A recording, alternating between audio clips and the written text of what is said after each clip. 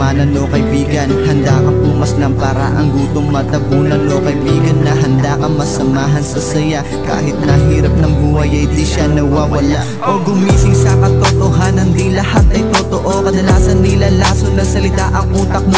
Huwag magbubulag-bulagan, gisingin sarili mo. Sa haba ng biyahe, bakit dito ka pa huminto? Kasi maling destinasyon, mali din ang iyong misyon. Naparito ako para ituwid lahat ng yun. May tamang daanan, huwag ka nang umasa sa bulong. Ika'y malaya pero bakit para kang nakakulong sa sarili mo na rehas, di ka makawala. Hahayaan mo bang mauwi lahat to sa wala? Kung wala kang nagawa noon, baguhin mo ngayon habang mahaba pa ang oras na bigay ng panahon. Na kung mag-isa, susuko na ba o tutuloy pa o paano na?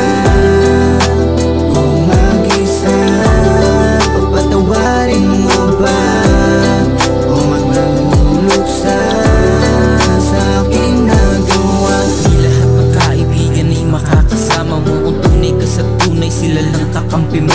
Pero tandaan mo lagi yung payong ama sa'yo. Kahit anong mangyari, mahirap o gumulo, kaya dapat ay balanse yung bawat pagtrato mo. Kasi kung hindi ikaw din ang talo, ikaw lang ang mahihirapan. At wag mo din kalimutan ang bawat pinagsamahan. Kung merong mga alitan, dapat di na pagtalunan. Ang tunay na magkaibigan ay kahit di patunayan ang isa't isa, lagi kang dadamayan. At kahit ipagtabuyan, di masama ang loob, kasi gustong lumakas kayong dalawa sabay. Sa hirap ay lumagpas, magkasama't malakas. Anumang hirap, baliwalayan pag tayo nagtulungan. Yung mga katagang yan ang aking tinandaan, kaya wag mo nang isipin at dapat gawin.